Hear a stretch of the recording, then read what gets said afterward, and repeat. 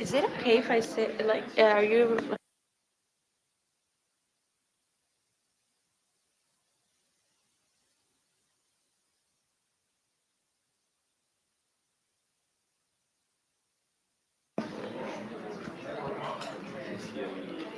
Hello, we hope you enjoyed your coffee break. We kindly ask you not to bring your coffee cups inside the conference room. And for those of you who are interested, after this panel ends, you can go downstairs. There is an activity called Election Experience Path, and the personnel there will guide you through the experience. Thank you.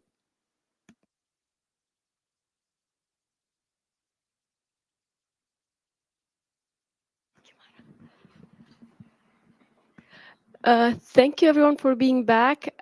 We are waiting for one more speaker to arrive to start the panel. Hopefully he will join us soon. If it's not the case, we will still start in a few moments. So bear with us. Thank you for having a bit of patience. We will hopefully start soon. Thank you.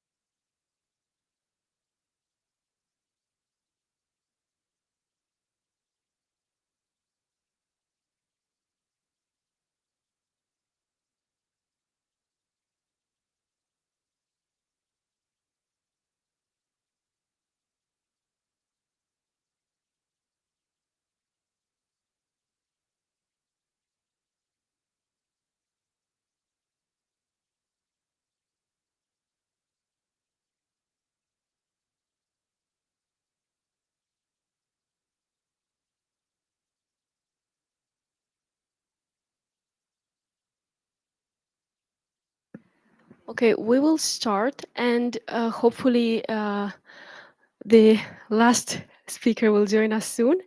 I will give the floor to my colleague Olivia, who's a project and event manager at Intercultural Dialogue Platform. Olivia, you have the floor. Hello. Yeah. Good morning, everyone. I hope you enjoyed your coffee break and met some new people. I will be your moderator on this panel, Youth in Dialogue with Policymakers. So yes, I am Olivia and I work at Intercultural Dialogue Platform. So this panel seeks to foster dialogue between young young activists, civil society, and young members of the European Parliament. We will discuss priorities for the upcoming European elections and issues such as underrepresentation of young people in politics and other priorities topic for youth. Key concern for youth, such as so yesterday and today, we have already heard many young people express their priority topics, such as environmental change, peace and social justice, mental health.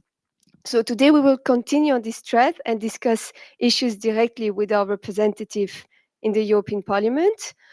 So yes, at the dialogue platform, we wanted also to shine a light on our young MEPs. And that wasn't the easiest because there's not that many. there's underrepresentation of young people in the European Parliament, but we did manage to find one. And I would very much like to introduce Alicia Homginel. Here? Okay. Well, as Olivia said, I'm Alicia. I'm MEP since 2019. I turned 30 some weeks ago, so I don't think if I'm young anymore, but I have the spirit, don't worry.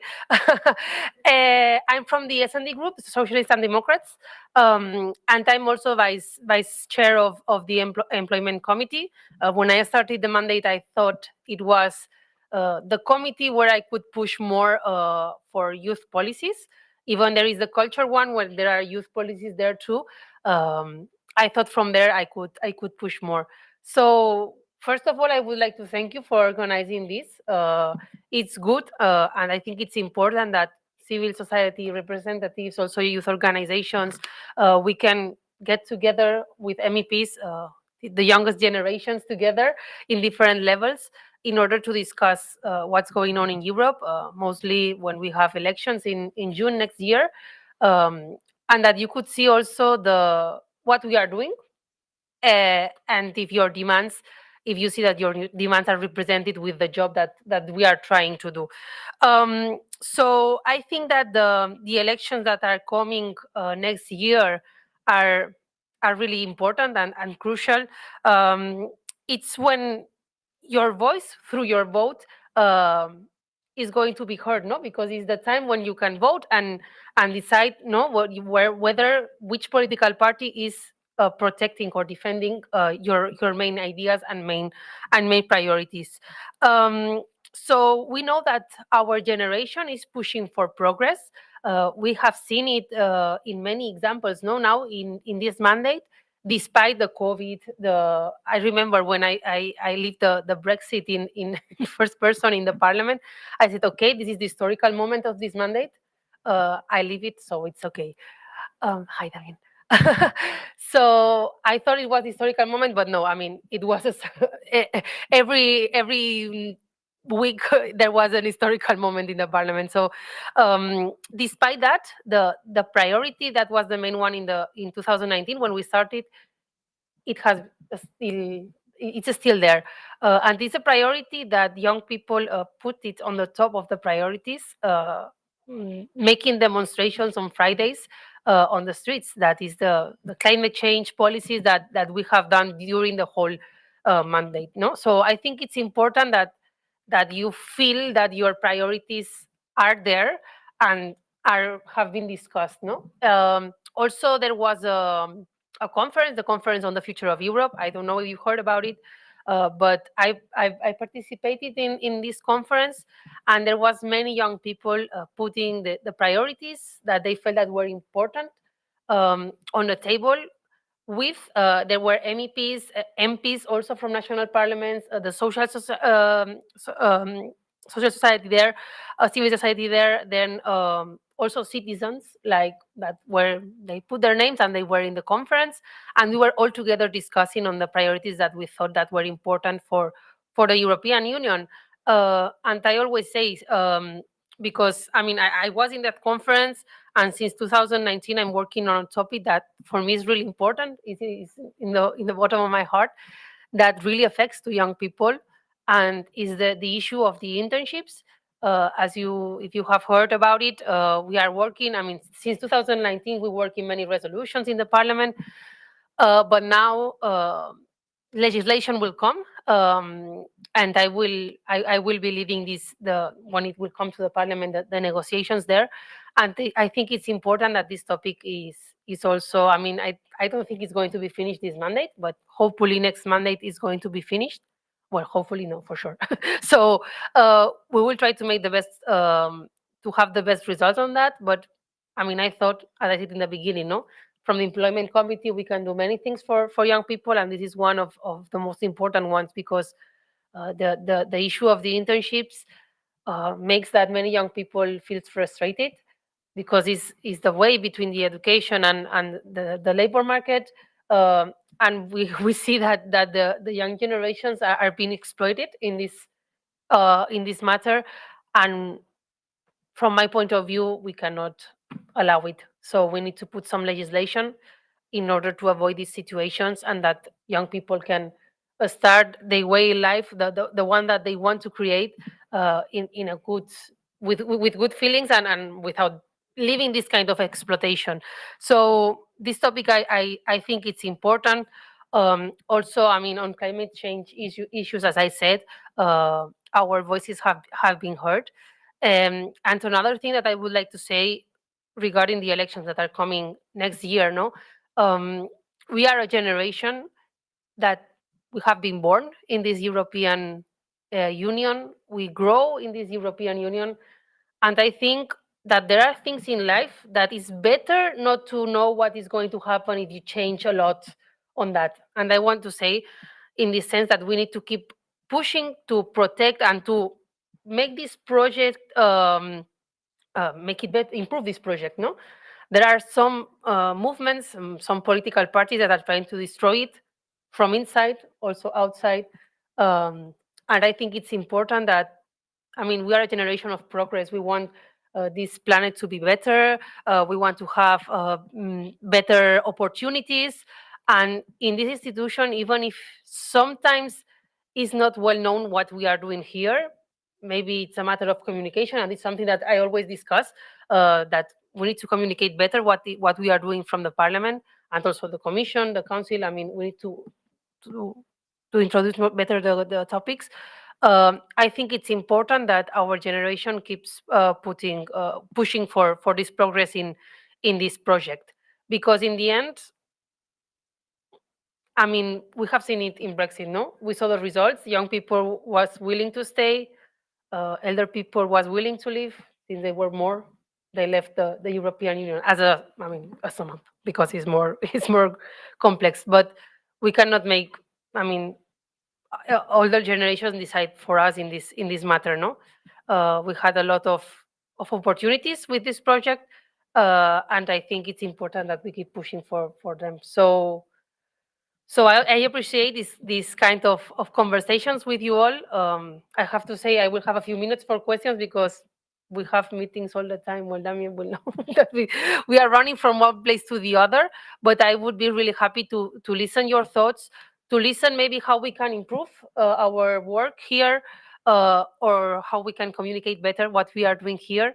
But of course, your voice will be heard always from my side, from my political party side also. And also in the in Spain is the 9th of June, is from the 6th to the 10th, the elections, up to the 9th.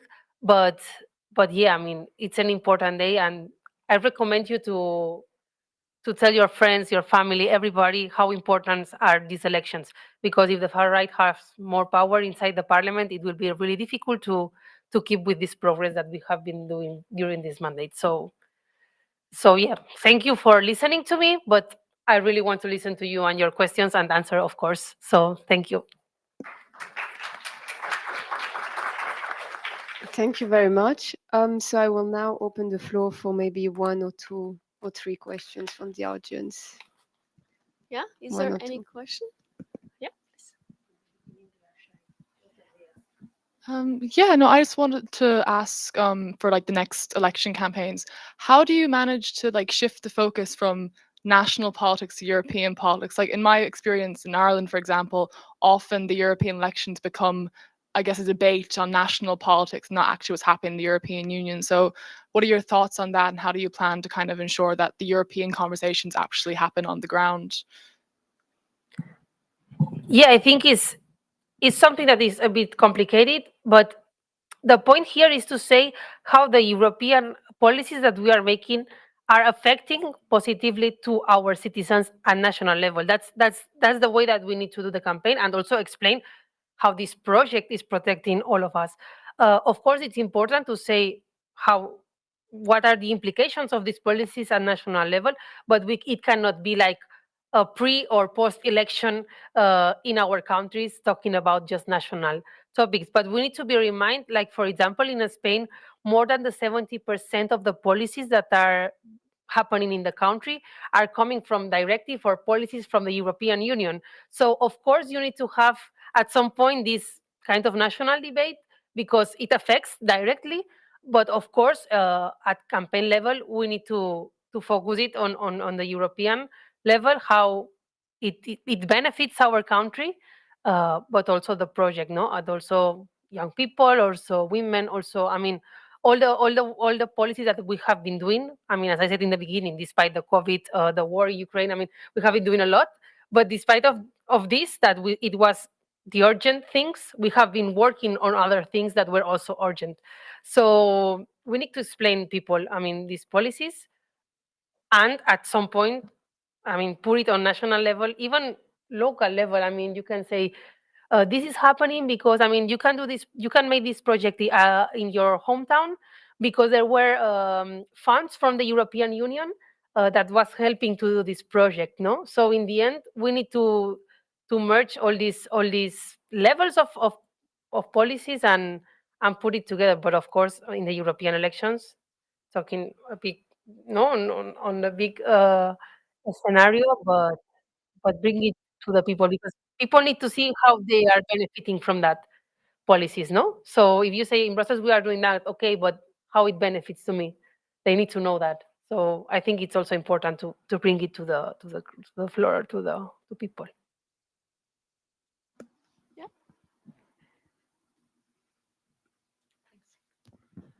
Hello. In relation to that, but this is not the role of the political party to do that, because I'm thinking of on Spain and the Social Democrats. Don't you think that they are going to be like punished in some way because what's going on in Spain, like in the context now? Because at the end, like European elections are always like second order elections, and they are always like submitted, like sorry, it's not like always like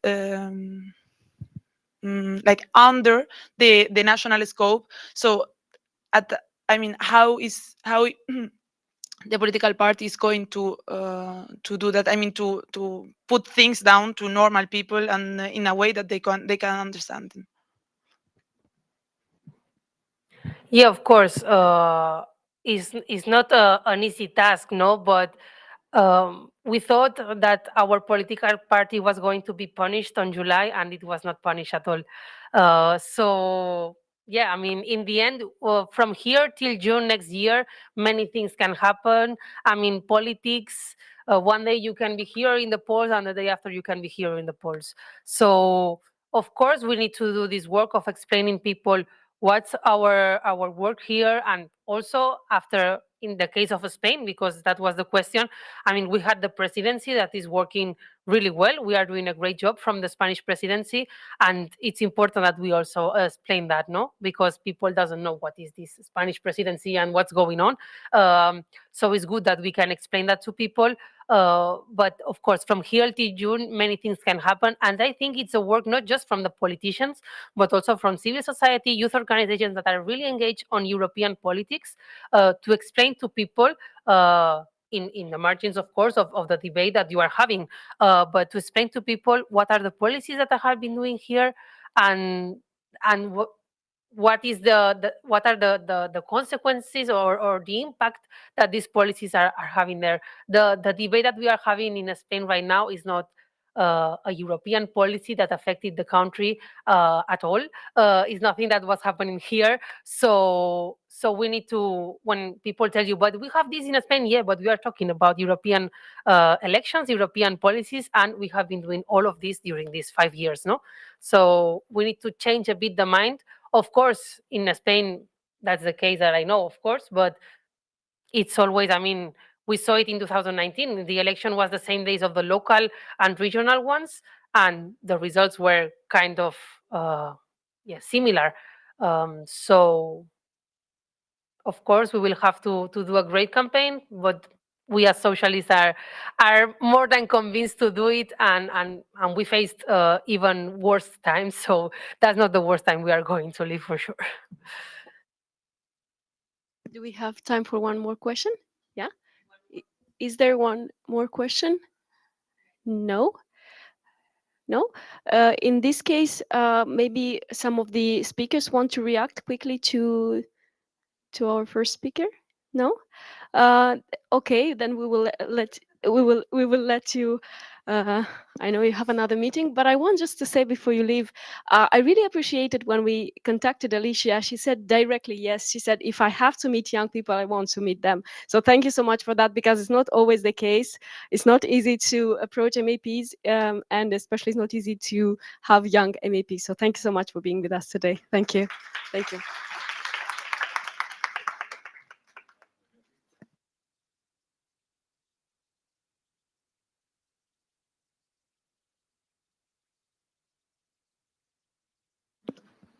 Hello. So we have a second young MEP with us today, Damian Busselager. He's from the group of Greens European Free Alliance. Mr. Busselager has been serving as a member of the Committee on Constitutional Affairs, if that's correct. And he will be talking to us about the issue of underrepresentation of young people in the European Parliament. I would like to give you the floor. Thank you very much. I think so. I also sit in some other committees, like I work on migration issues, data policy issues. I also work on budgetary issues. Whoever's interested in that, Ukraine funds, for example, for the next 4 years. I don't want to talk too long. I think it would be much more interesting to listen to you and to your questions. So, I mean, I can tell you that I worked on the European Electoral Law Act, which basically defines how European parliamentarians are going to be elected, or should define how European parliamentarians are elected. Sadly, that's stuck with the 27 member states, so that's a bit annoying. But the idea there was, for example, that we would have voting age 16 all across the European Union. So that's, I think, a very simple thing. I think Alicia said it. The closer you get to the grave, the more you define the politics of the future. Which is just a fact due to our demographics at the moment. So I think that's something we have to somehow counterweigh and balance. But I would honestly rather hear your questions, and then I can be longer in my answers, but it would be more of a dialogue than me talking too long about it. So I would open the floor for questions. Does anyone of the speakers maybe first have a question? No. Yes.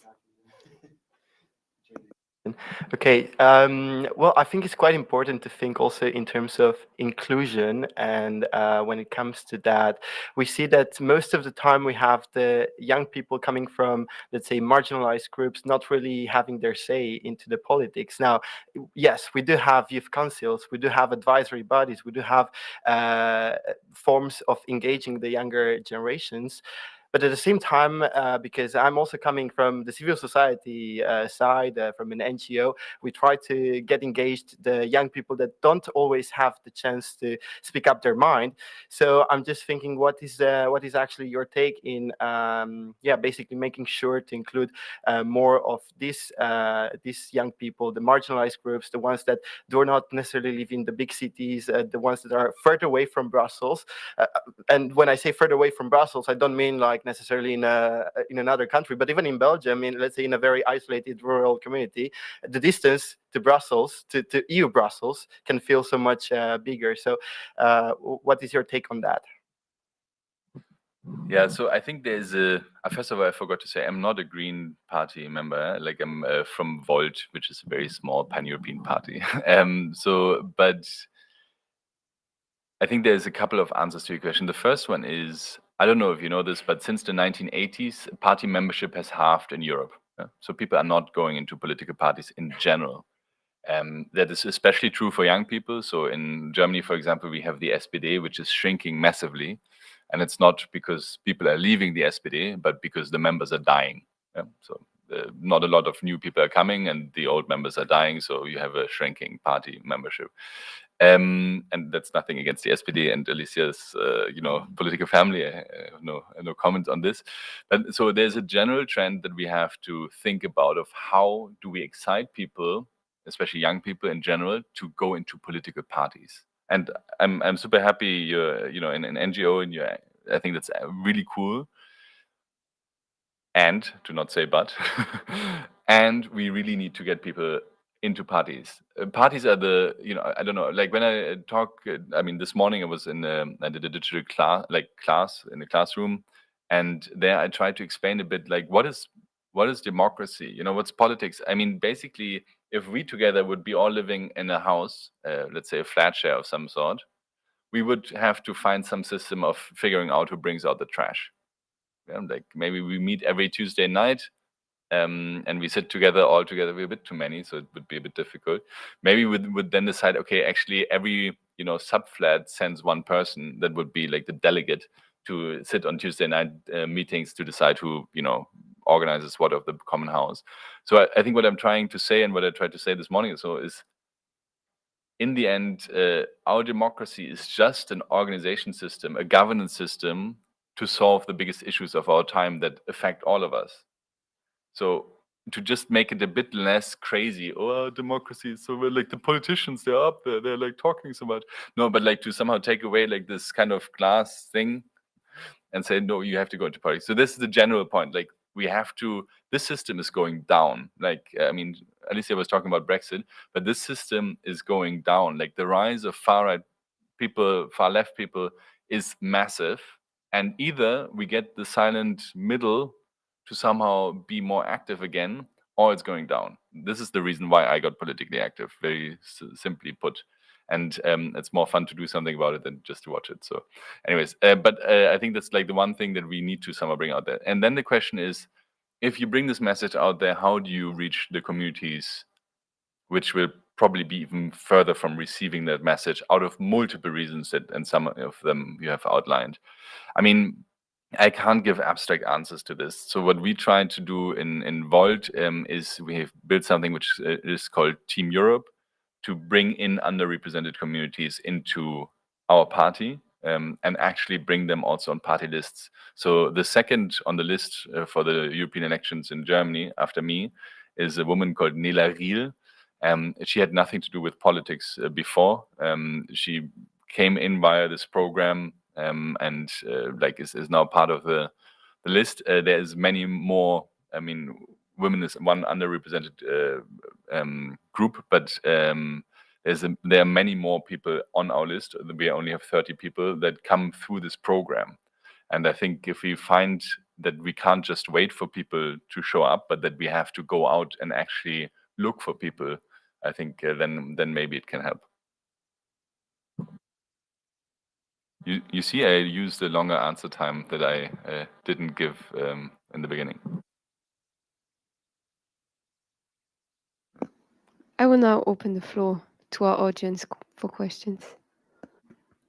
Yes. One request I have is maybe if you can give your name and the country that you come from, or if you represent an organization. I think that just gives me a bit of an idea who I'm talking to. Thanks. Hello, thank you. I'm Miguel Gonzalez, working for Federation for Innovation in Democracy, and I would like to shift the focus a little bit from elections and political parties. I think we are talking a lot about the European elections coming up, and also if we are not talking about participation in elections, then we end up talking about then we need to increase the people involved in political parties, which I think is a relevant argument. But I think there is also an argument to be made about how elections alone will not fix the issue that we currently have with democracy, and that we need to foster more active citizenship in between elections and to create institutions that also involve citizens away from elections. And this can be from participation, deliberation, citizens' assemblies, etc. So I would like to know what's your take on the ways in which the European Parliament, in your case, but political parties in general, can foster this active citizenship by just giving some examples, legalizing a permit for citizens to be able to live, work, to participate in participatory or deliberative processes, to create a democratic action fund, for instance, to give funds to local authorities and to regional authorities to have the resources necessary to implement these processes. And so thinking more on how we are going to actually involve citizens throughout institutions on a permanent basis and not as much on a 4 to 4 year basis. Since you were saying that maybe the focus is too much on this, I will quickly speak against this. Like, what is the one moment when democracy is in a marketing stream, if you want? Like, it is elections, and for the European elections, we're losing that moment of marketing to national considerations. And that is, for me, a huge issue. And that's why, I worked on the electoral law where I wanted to have the second vote for European parties.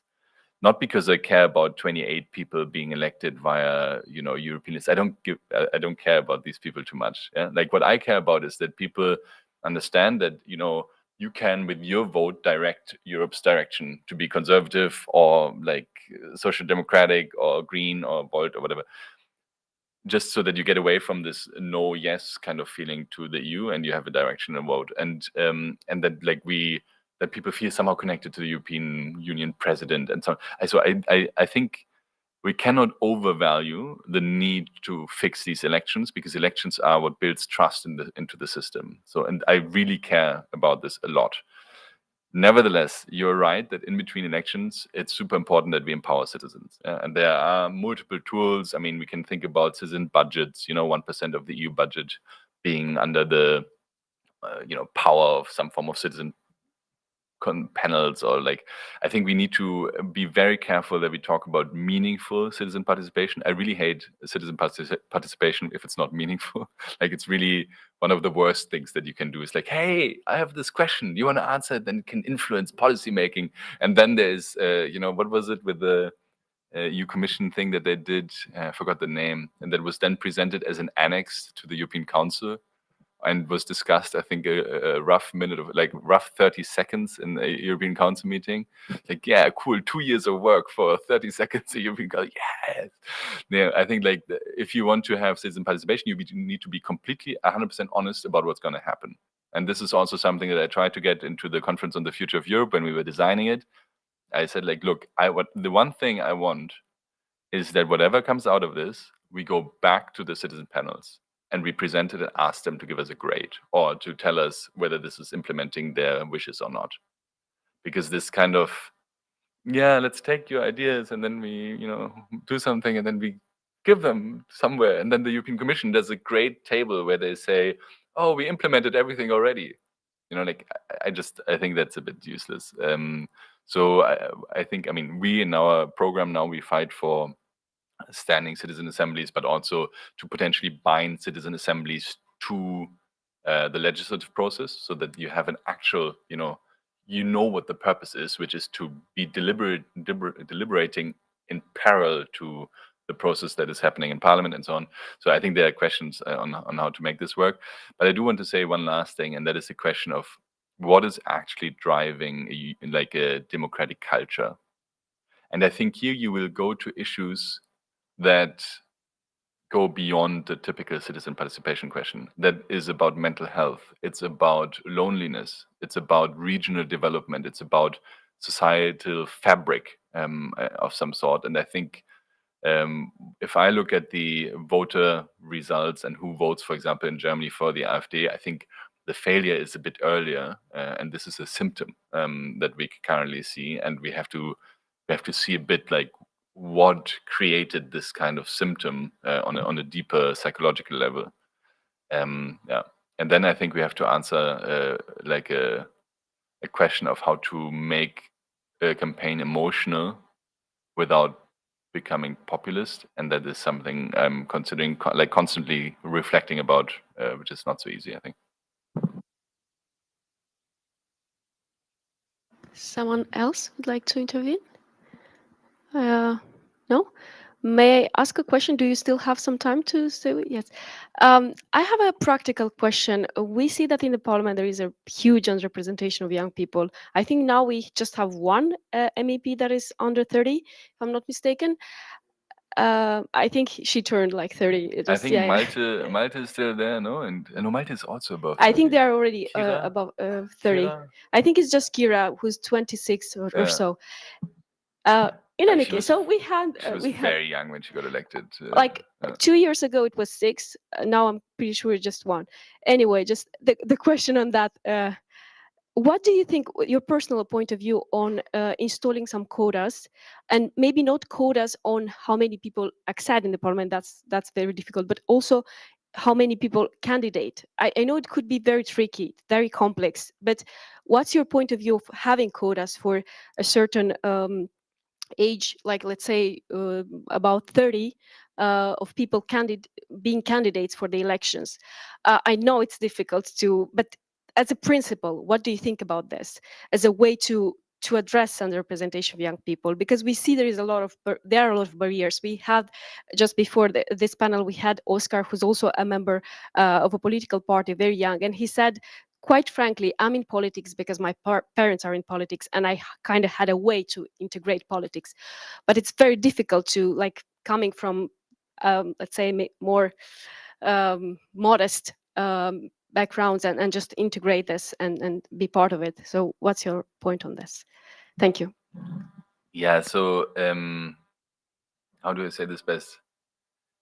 I think you have to weigh different things when you think about quotas, yeah? Because like if you introduce youth quotas, then the question is a bit, what kind of other quotas do we have? So in my party, we have a quota, we have alternating lists, yeah? So between women diverse or like male diverse and female diverse lists, basically, yeah? So you can, and I'm a fan of that. Yeah, I think it's cool. So if you now introduce a youth quota, then you might consider other elements of identity to quota for. And so at some point, the question is a bit like, why is youth quota more relevant than, for example, you were talking about underrepresented communities? So we can think about who they would be. Why? So, and this question of like then building lists based on quotas, I don't like. Yeah, and then you, like, imagine you have basically your list is predetermined by representing the different quotas of the, like, I think that goes too far. And like, can I argue that the youth quota is more important than a quota for some other underrepresented communities? I think there are some arguments for that by saying, like, look, as I said earlier, young people have to live with the effects longer. But I'm not sure. And also, yeah, I think the question is, what's the role of a politician? Also, a bit like, what's the role of a parliamentarian? Is it to be via their identity representing a certain group? I think to an extent, yes. Does it? I mean, do you need certain skills of work experience to be able to be a member of the European Parliament? So, I mean, to turn this around, like, I come from the private sector. I think a European parliamentarian would be on a leadership level at least. Yeah, you have 4 people that you have below you. You have, like, if I compare this to a private sector career, then you would have to have some management experience before you get into the role of a parliamentarian. And so the question is a bit like, do we want people to have some experiences before they get into such a position of power, or do we believe that by virtue of being young, they have access to a certain group of people and to their belief systems better and should therefore be there? And I'm not sure I can answer all of these questions well, but I think when it comes to quota, I would say it's a bit more difficult. And one funny thing is, though, and there I agree with you, is like, I mean, I'm 35 and I'm young, you know, which, like, under all other normal circumstances should not be the case. Would you have maybe an alternate solution? Because it seems like things get done when we institutionalize them, when we kind of put some rules, you know?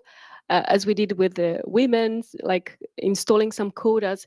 So I do get that you don't like this, but maybe would you have something in mind as an alternate solution that we make sure young people are represented? Because we talk about their engagement, but they are not represented. So how can they really engage if they don't feel they can relate most of the time with people that are in front of them? Build up on this point, and I have a question that somehow relates to this. It's also my personal understanding of how the situation could be improved, and I think I have my intuition says that you might agree with what I'm going to say. Would you be in favor of basically creating transnational lists for the European elections? Because, you know, it happens that in many countries, during the first panel today, someone said that, when they go voting, they don't feel represented, they don't feel that they have the choice, they don't see any politician that would fight for them the way they would want to, but they still want to participate because voting is a very important democratic thing to do. But then at the same time, I'm thinking, well, if I see that, let's say, in another country, there are young politicians, there are parties offering me options, and parties that also promote ideas on an European-wide level that I agree with, then maybe I might be tempted to actually vote for a politician from a different country. And then I'm also thinking about the situation of the place where we are right now, because in Belgium, basically, we know we have like a party, not party, but ethnic lists for the European elections. There are like French-speaking lists, Dutch-speaking lists, and well, also German.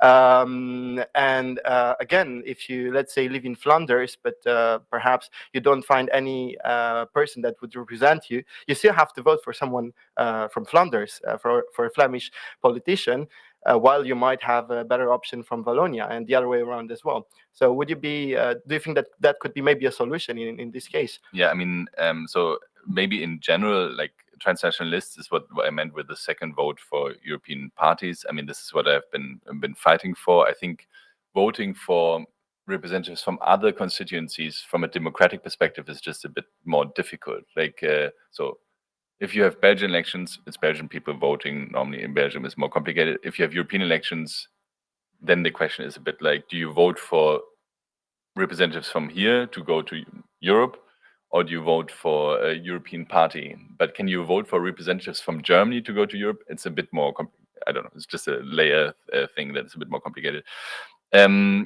But yes, I think European transnational lists would be very cool for European parties. So for the question of how can we still make sure that more young people are joining? So, I mean, what we try to do in the Electoral Law Act is very simple: allow people to run as candidates at least from age 18 onwards, because this is not the case in all EU countries. So at least, you know, make sure that the legal requirements for being able to be a candidate allow you to be one. That's, I think, the minimum. Then give voting rights to people with age 16 already, because maybe then they can, and this is the second, like my second most important point, reward parties that put young people on lists. So I wanted to be a competitive advantage if you put a young person on a list on an electable position where they can potentially make it. Because this is like then the freedom to say, okay, we as a party, we have to think about internally, okay, how can we get young people active into politics early so that they like it, and then we make them shine so that they build their standing, and then we help them proactively to, you know, that's internal party culture of like making sure that age is not a discriminating factor.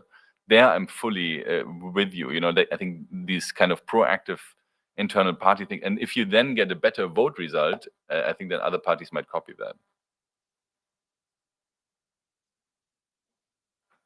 I want to monopolize the microphone, so feel free Here's to. another one. Yep. Yes.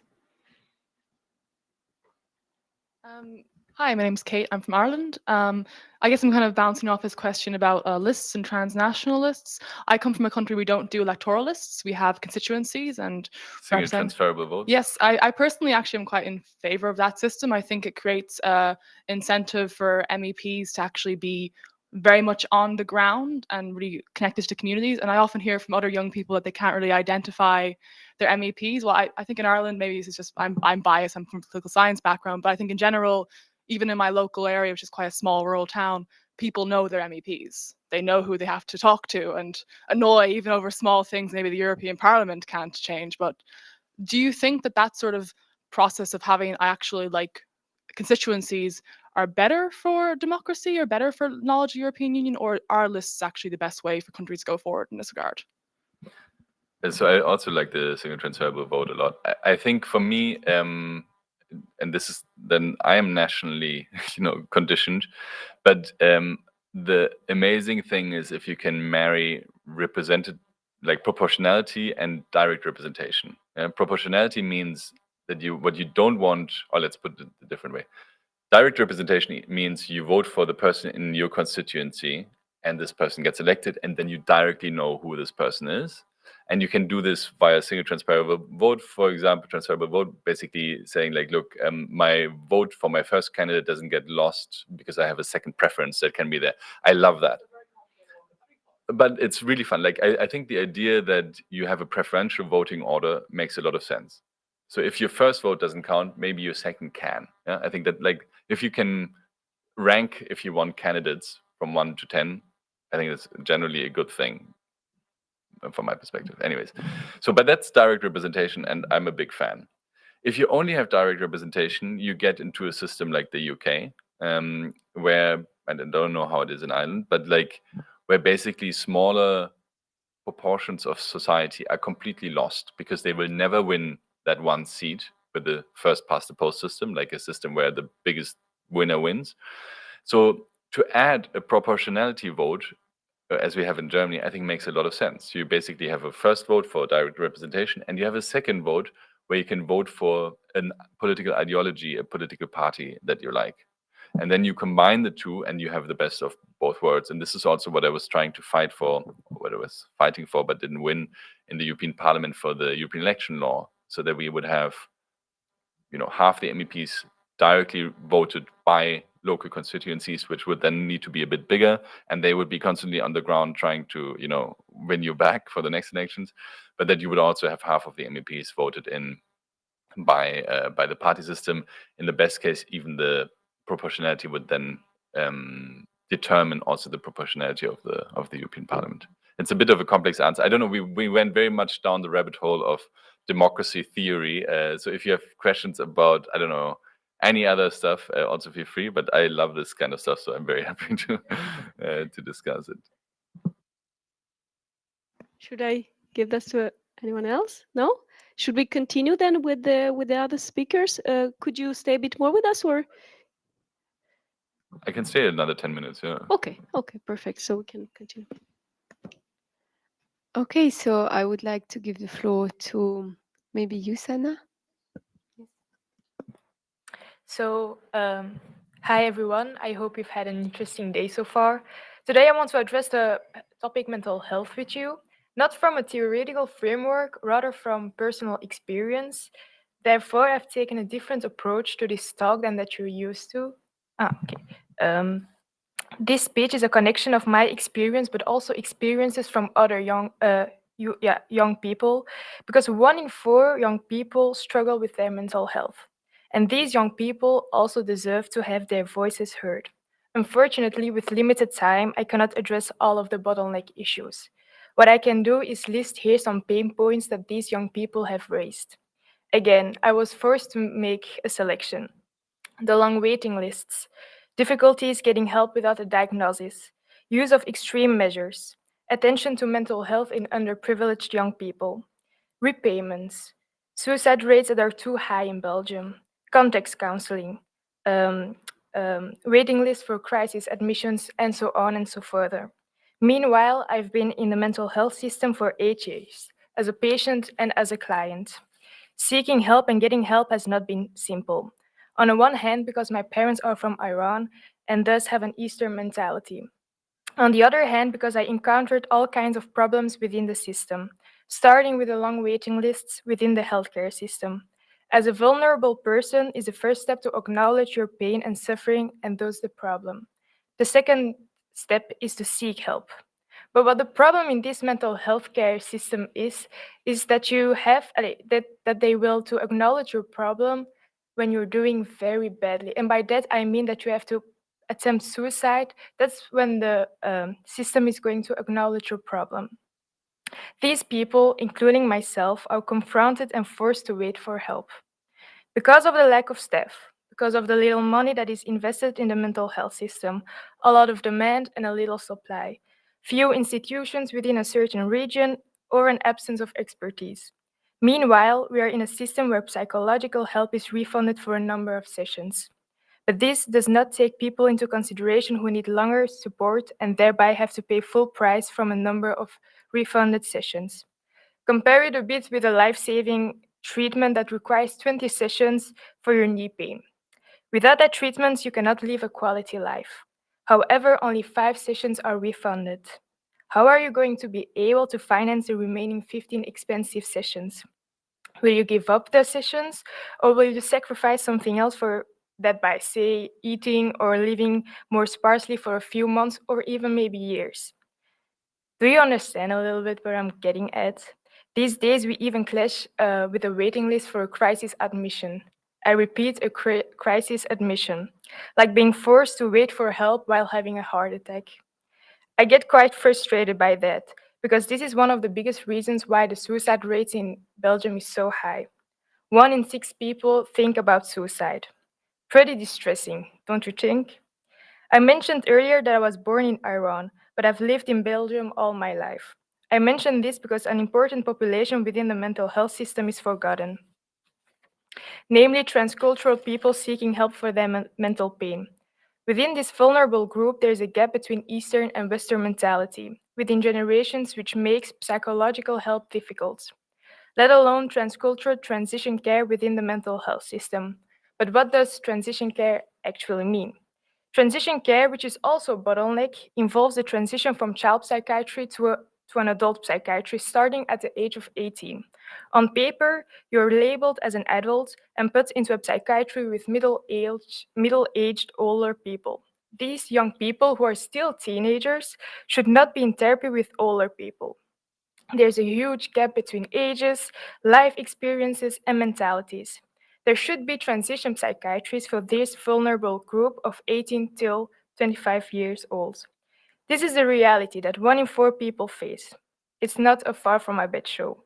1 in 4 people in this room has faced mental vulnerability. And this is human. But that is precisely what makes it so important. Psychological vulnerability is not an exception. This is a reality that to this day is not seen as a priority in government, and I would even dare to say that it's ignored. When is the government going to reimbalance? By this, I mean the budget and severity between mental health care and physical care. How far does it have to go to realize how important mental well-being is? How hard mental health affects one's functioning? How mental well-being is closer than you think? When is the government going to start to address the root cause of the problem instead of the minuscule problems that don't create change? And I'm not standing here making an advocacy for my generation, because for that it's too late.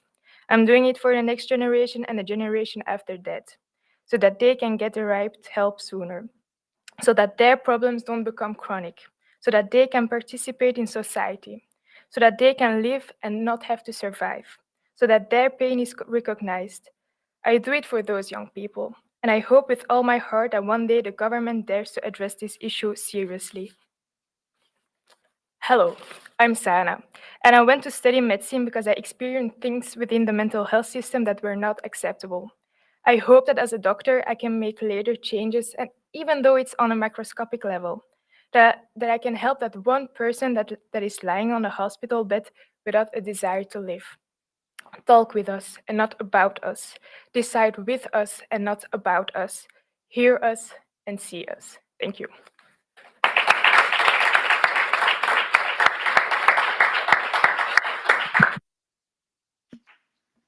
Thank you. I know, Damien, you need to leave, so if you maybe have a quick react to the to Sana's speech, and then we can let you go. I just want to say, English is my fourth language, so please talk a little bit slower so I can understand you. Okay, but you do a great job. I have to say my Farsi is very basic, so I will. No, I don't know what to say. Look, I think your story is extremely powerful. I think you have chosen. I don't know if you've chosen it, but a topic that, yeah, is like a lot of us have been dealing with. I think the amount of pressure that people in their just normal careers of trying to find a university and then like having to apply to next stops and like next stops and always, always this pressure of finding a way, at least for me, was super stressful. And I had my own, I think you called it mental vulnerability moment after I finished my undergrad degree, when I didn't know what at all what to do. And I think it's true that like bundling these kind of people with older people doesn't seem to make too much sense when you need specific personnel. And I mean, the shortages in Germany are the same when it comes to the waiting list. So I'm just very impressed by your what you just read, to be honest. So I don't have any specific questions, but I just want to say, like, yeah, I will take this with me and I think about it.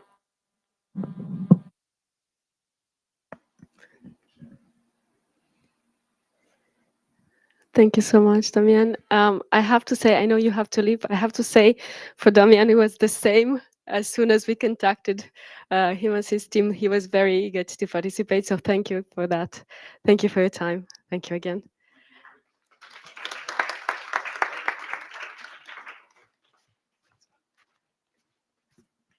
So, Olivia, go ahead with the discussion. Well, I would love now to give the floor to Sebastian Berkeson.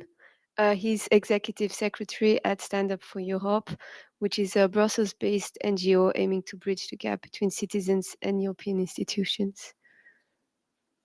Yes, well, thank you for the word. And now I have to admit, it's a bit difficult to start talking after such a strong speech. And now I need to like gather my words together because I was so much into your story. But I think it's not just your story; it's really like our story. It's a shared story, and I think so many participants in this room could relate to that.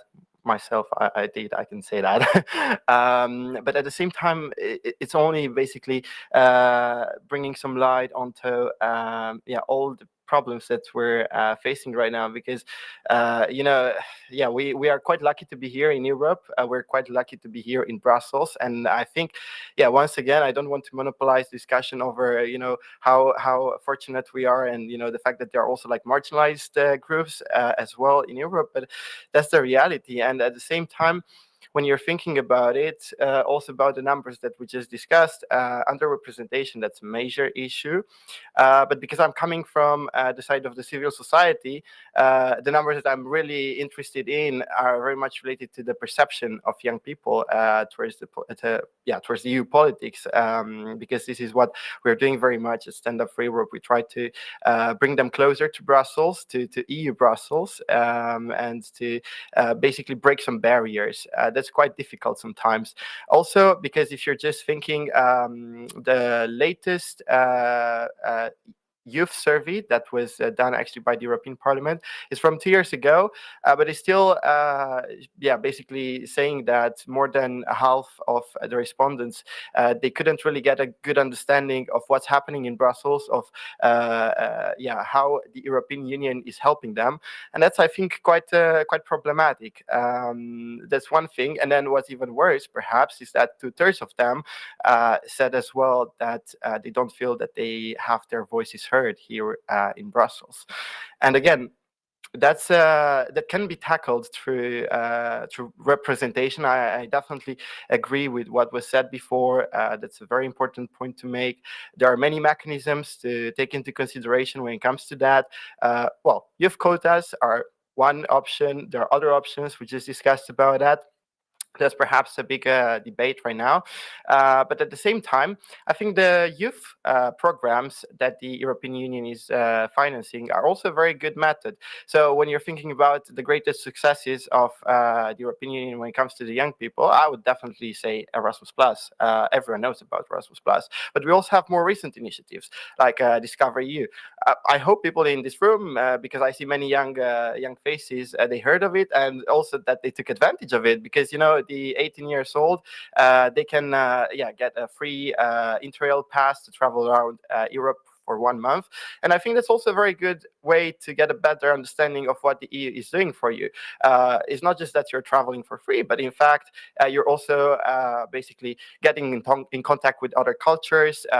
You realize that you're sharing values you across borders without having to show your passport.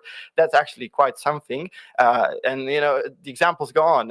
You just want to check your Instagram profile, you can do that because the mobile data is still going to work even though you're going to go into another country, because now we don't have roaming fees anymore. And the examples, they just go on and on and on. But at the same time, if you want to go on such a trip, you get the free ticket. But at the same time, you need to pay for your accommodation, for your food, and for all these programs. Again, also with the youth mobility. So, for example, Erasmus Plus. Many students, they want to go abroad, but at the same time, it's not always that easy because you have to sustain yourself as well. You have to put extra money. And it's not really that affordable for, let's say, again, the marginalized groups, the people living in rural communities. And I think that's quite a big problem. And this is also why I addressed the question to our guest speaker regarding how can we reach these marginalized groups, because what I was also hoping to get in reply as an answer is through civil society organizations like us, like our colleagues from the Dialogue platform, because I think our work is quite important. And this is also the main topic of my intervention today. In fact, me and my colleagues, we just came back last week. We had a program with our partners from Bulgaria. It was in Bulgaria with young people. We discussed about forms and tools of participation. Many of them were really young, and it's very nice to work with young people, especially because you see their enthusiasm. And then if you do that through these kind of programs, educational programs, but also when it comes to education, I think it works even better if you go towards a non-formal approach. So the formal education, that's very good, but at the same time, it also has this kind of etiquette of being a bit boring. Like, when you're just being taught in class, you have a presentation about what is democracy, maybe you lose the interest. So the best way to experience that, I think, is through this kind of programs, through our work as well. Now, it's a bit obvious that I'm going to advocate for my own work. But at the same time, I do feel that the European Union should invest more into that, should put more attention into the role of civil society organizations, into the role of NGOs in supporting the more innovative forms and tools of participation. Because yes, indeed, the so-called traditional forms of participation, like voting, standing for elections, political party membership, pardon me, they are very important. But at the same time, I think we need more innovative tools. And for that, I think that's very much on us to work with. And then you can actually see that there is so much work to be done also in between elections, because this was just addressed so many times today from the audience as well. Also, the speakers said it is quite important that we keep on doing things that we keep on reminding the young people that democracy happens also in between elections, and not only now when everyone is putting a lot of attention into that. And through this kind of programs, I think we can best achieve it. Now again, perhaps this is best to keep it as a conversation. So maybe we can save some time for the questions if there are questions from the audience, or yeah.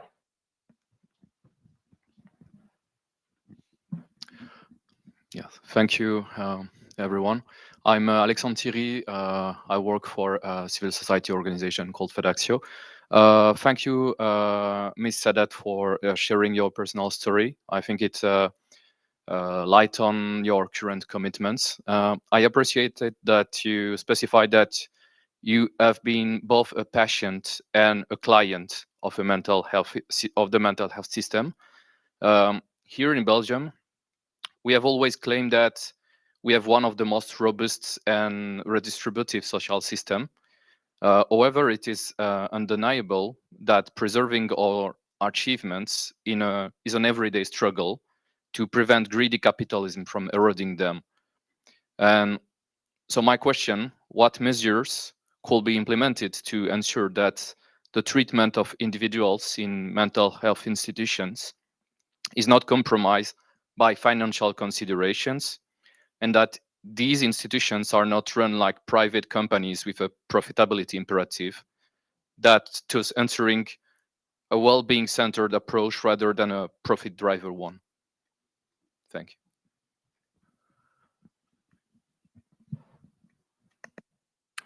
Well, I understood not a lot, but I will try. I think in Flanders we have first line psychological health, and we I think that we have to invest more in that to hoe zegt het? To stop some waiting lists. If you start really early with no, sorry, you have to start your question. No. By any chance, do you speak French? Or no? Ah, Okay. Je sais pas si c'est mieux, mais je vais essayer quand même. Pour simplifier ma question, comment faire pour que les soins de santé mentale soient concentrés sur le bien-être des individus Oui. et pas dans une logique de profit, de rentabilité financière? Gezondheidszorg zich gefocust op de mens en de patiënt en niet in een logica van winst.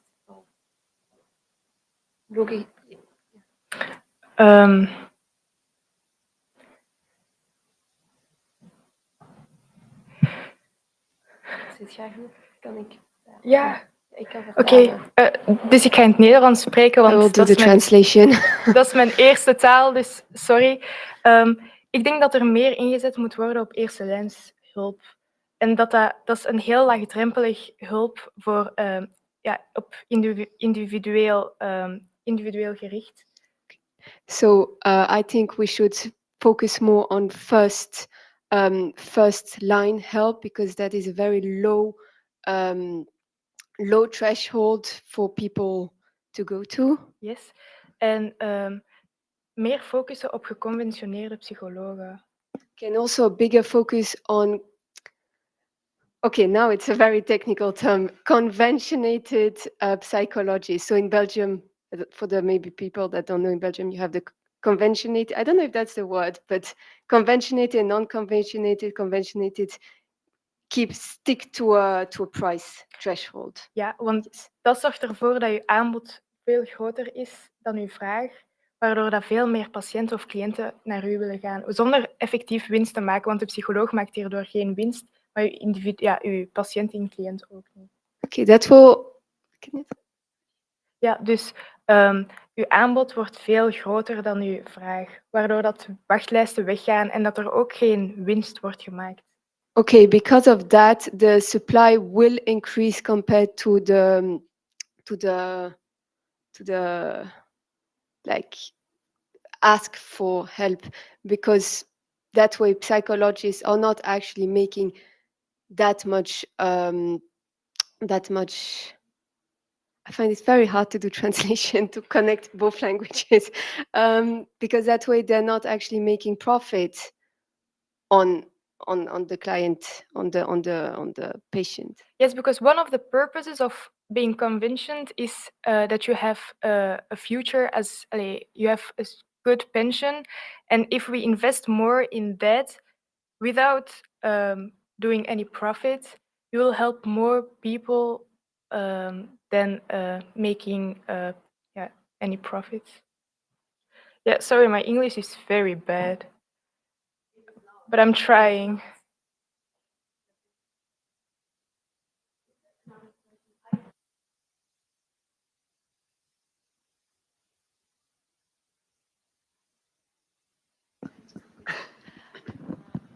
We talked a lot about mental health also in the first panel, and I was wondering, since you are working a lot on this, how much is it still a taboo to talk about mental health issues? Because I think we all have one friend or one person that we know that attempted suicide or had some mental health problems and was ashamed to talk about this.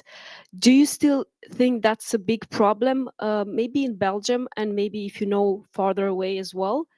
Is it still, does it play a role still, the taboo of talking about this, or we already managed to kind of tackle it a bit? To be Thank you. really honest with you, I think that the taboo is lesser than it was a year ago and 2 years ago, because there are a lot of campaigns like Te Gek Rode Neuzendag in Flanders that they talk a lot about this topic. But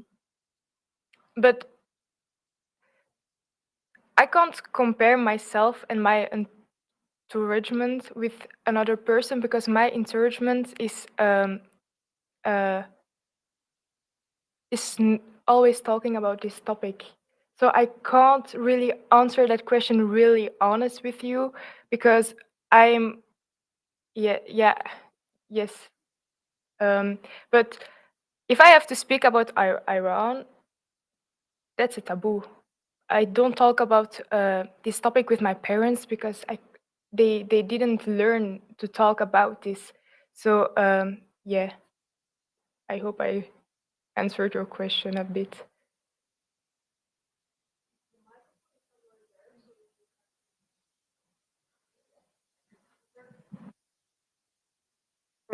An insight to share? No? Okay, maybe we can wrap up in 5-10 minutes if our speakers have some final remarks, or our moderator, our great moderator, Olivia. Yes, so this would be the end of our event. We've talked about how to engage youth and about representing youth. And we've talked about the priorities of youth. And thank you, Sana. We've often mentioned en passant mental health, but you managed to make it very real. And maybe like Damian said, like it's part of the very social fabric to get youth to engage. Even how can you engage if you don't have the tools? And having a good mental health system, it's such a tool. Having education, also non-formal education, is such a tool. So it's important to give tools. So youth can engage, so youth can represent themselves. And if no one has another question, I will end the session.